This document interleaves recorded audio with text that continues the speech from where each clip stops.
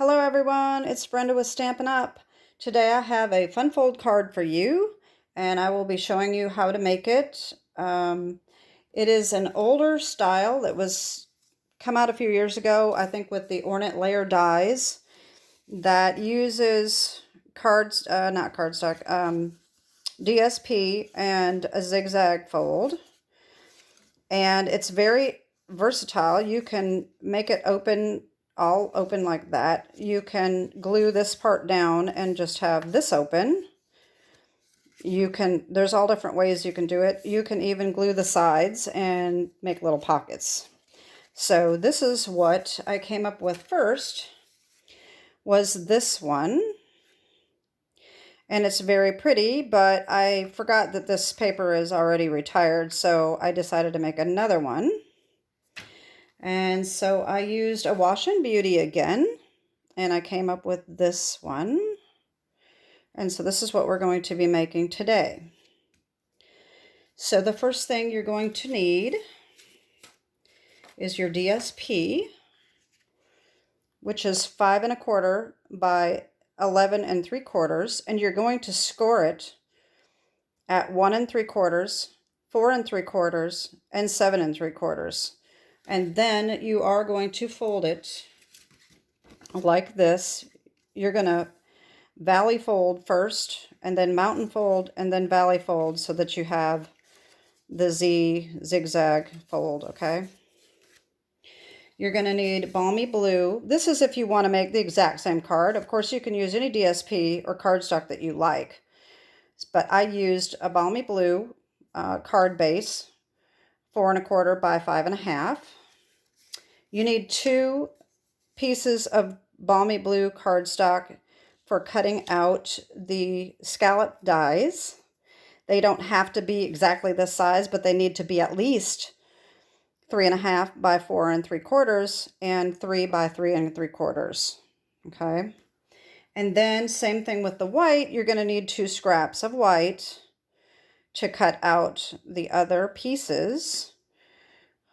4 by 4 3/4 and 2 3/4 by 4.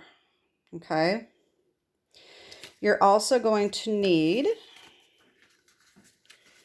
I used polished pink ink. You're going to need the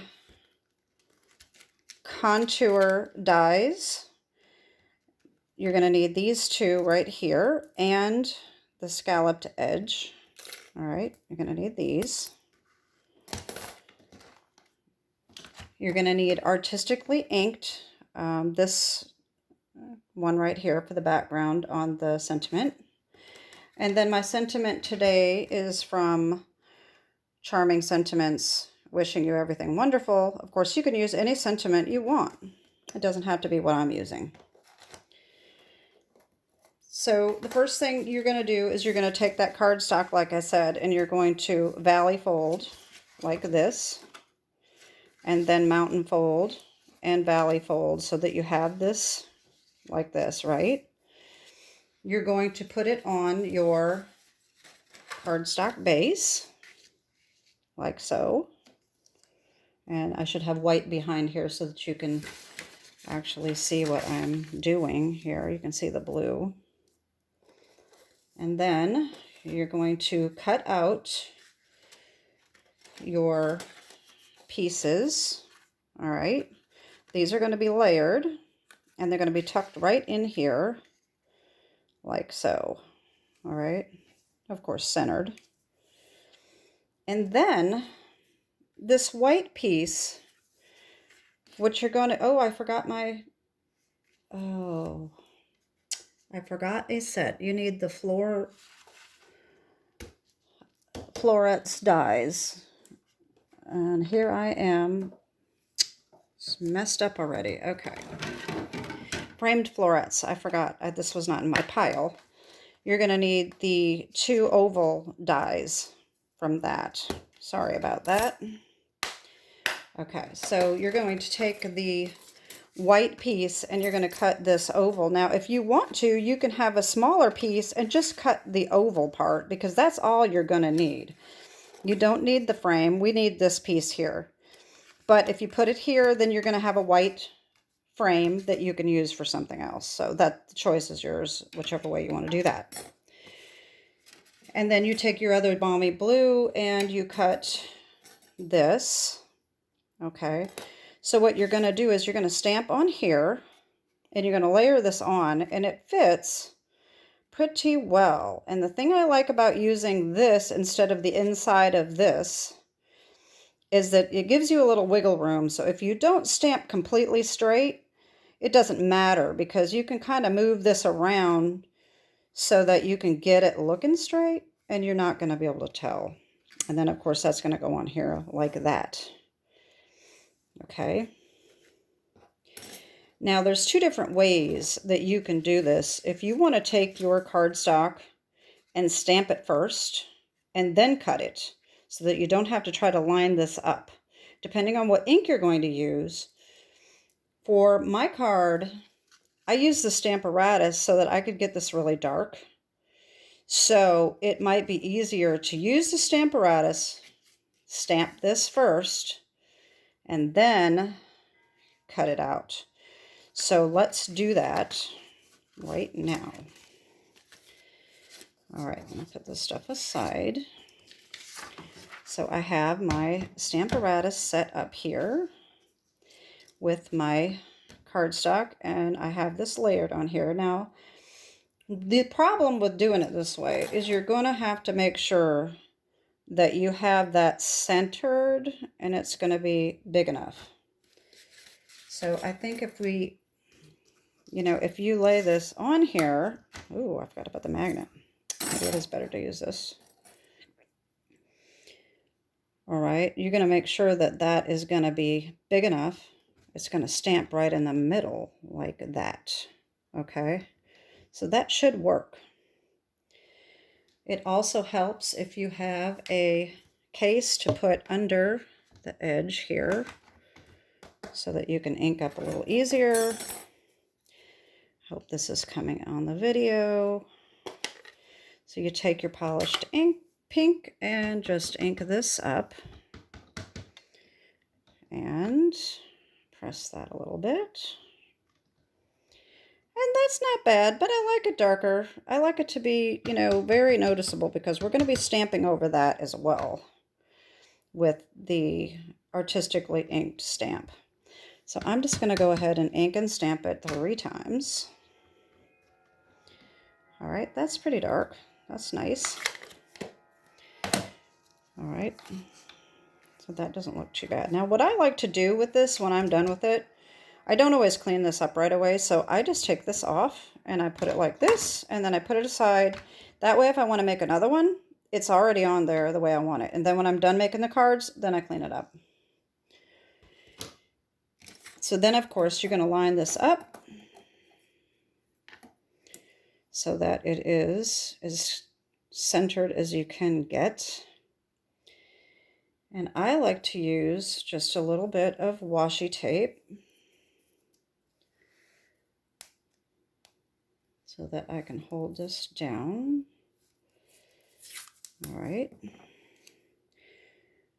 It doesn't matter. You can use Post-it note tape. That works really well too, but you just want to make sure that it's not a sticky washi tape that's going to leave residue. This is just a real cheapo one that I got from like Target for $1.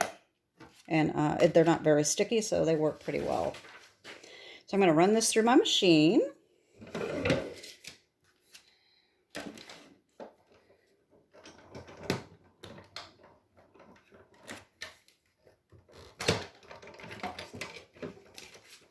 And here, what we get. There's our oval, and then our little frame that you can use on something else later.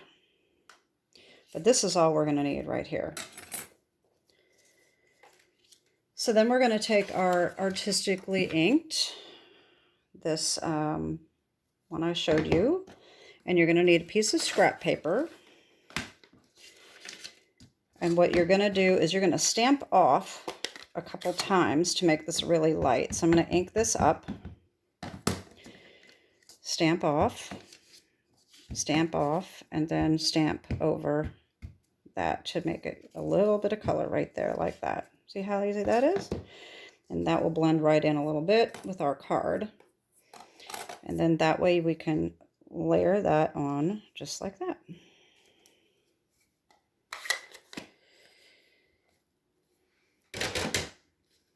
So now, just as a reminder, this is what we're going to do. So we're almost done. Okay, so what we need to do is, don't forget, we've got to put that scallop right there at the scalloped edge. So we're going to do the same thing with the washi tape. Now what I did, because I'm a perfectionist, is see this pad? Now I know that this looks kind of dirty and grungy. It doesn't look pretty, but you know what? This is what I stamp on.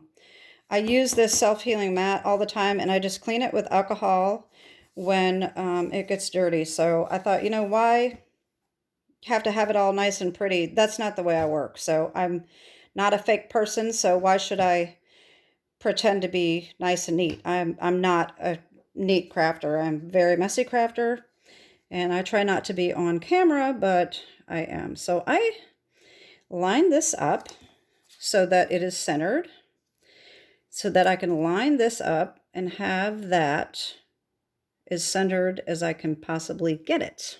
All right. Then, of course, we need that washi tape back. And I could have used the same piece, but I did not. Just line that up like that. And again, I'm going to run this through my machine, and I'll be right back.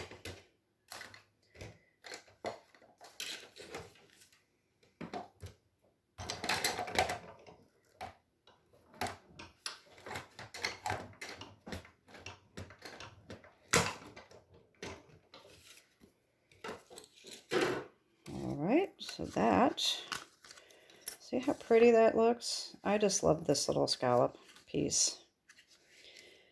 Okay, so we're going to take our card base, and that's going to go right on there like that. And again, if I put it on white, you can see the background better. All right, so I'm going to go ahead and do that, and I am going to use my Tombow glue today, and hopefully not get it all over my fingers, because I can't stand it. It's just a little gooey, but it really does work very well. I like the way it works. I just don't like it on my fingers. Just going to line that up as centered as possible, like that. All right. So there we're going. Now, you have to decide, do we want to glue this down and just have it open like this? Do we want to just glue this down and have it open like this? That's what I did on this card. So that's what I'm going to do again. So I'm just going to glue this right here and just flap that down right there like that. Okay. There we go. Now make sure that's not sticking. I got glue somewhere. All right. Okay.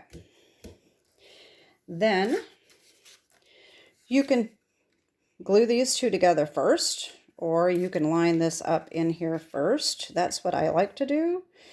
So what I did actually is I actually used tear and tape the first time, and I took it off and I lined it up like this, which is a little easier to do with tear and tape because it doesn't get on your fingers, and then just press it down like that. And I forgot to put the tear and tape on here, so I will do that right now. Or you can use your snail runner, whatever you want to use. You can use glue, you can use whatever adhesive works for you.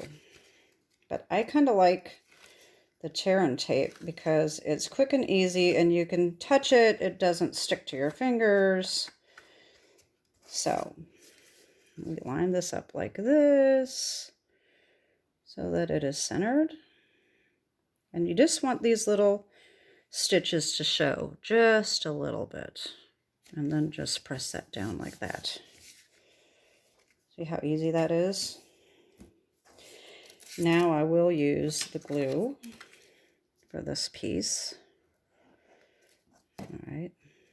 And I'm just going to center that right in the middle, like so. Now, of course, if you're going to put your sentiment on the inside, you can stamp that first in case you make a mistake and then put it on. I just was leaving this one blank for just whatever reason. So, of course, like I said, now this one, we're going to put this on here. Now, I have a fairly, I think it's a new product. I'm not sure. This is the silicone craft mat, and I love this because you can get glue on it and it's not going to stick. You can put your tear and tape on there and it's not going to stick. It just comes right off. Look at that. You don't have to worry about getting your glue stuck to paper or getting my mat. Of course, I haven't used it that much, so my mat does get kind of gooey. But for this, you might get it off on and make a mess. So I'm going to use my mat. And I'm just going to put glue right around there like that.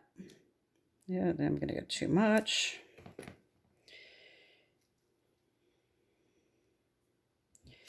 And then you just want to line this up as easily as you can, making sure it's centered right around there. Now, if you get glue, see, look at this glue right there, it's not going to stick. But on my fingers, it does stick, and it drives me insane. It's gooey, sticky. So if you have extra, you can always take a little bit of a paper towel and just wipe that off. There we go. So then we're just going to glue this on here like that. Now remember, if you don't glue this piece down, this flap, you're going to make sure that you only put glue on this side, because if you put it here, then that's not going to open anyway. But since I glued that down, it doesn't matter. I'm just going to put it on there like that. So I'm just going to glue that on. Now you could pop dot it if you wanted to. I didn't on this one. And that is our card, folks. See how simple that was? Now I want to show you a sneak peek of one that I did by accident. So where was that first card that I made? So this was the first one I made, right? And I thought, okay, I'm going to make this. Let me flip the paper around so that I had this. The blue would be here and the flowers would be here. But when I did that, the flowers were upside down. So I said, well, shoot, I can't do that. Well, let me just glue it on that way anyway. Well, look what I came up with. It just turned out absolutely gorgeous. It is a little different. It's kind of backwards. But I put the gilding leafing around the edge, and I used my little frame. Again, this is retired paper, so I decided to make another one, and I am going to be doing a video on this, but not today, maybe in the next couple weeks. I decided to create one using 6x6 paper because, of course, this one uses 11 by 3 3/4. I mean, 11 by 3 3/4. And I really like the Regency Park paper. And I thought, how beautiful would this be on a card? So guess what? I made my own dimensions and I created one with Regency Park paper 6x6. So I will be doing a video on this as soon as I can get this all together. It's a lot of work, but it is so gorgeous. I really want to be able to share that with y'all. So that's my video for today. I hope you enjoyed it. Please, if you like my videos, like and share and comment. thank you for those who have commented on my previous videos. You can find me also on Facebook, and the link is below. Please follow me. I'm a brand new demonstrator, so I'm looking for followers. And of course, anybody that does not sell Stampin' Up! May not realize that they charge us for the websites. And I really joined Stampin' Up! For the discount, really, and truly. But the website really wipes out your discount. And so if you don't have any orders, you're not making any money, you're not going to have a discount either. So to order from me, go to stampinup.com, find a demonstrator, put in my name, Brenda Fertitta, and select, and you'll be shopping with me. My hostess code for January is right here. And again, thank you very much for tuning in today, and I hope you'll be back to watch another future video. Thank you so much. Bye-bye.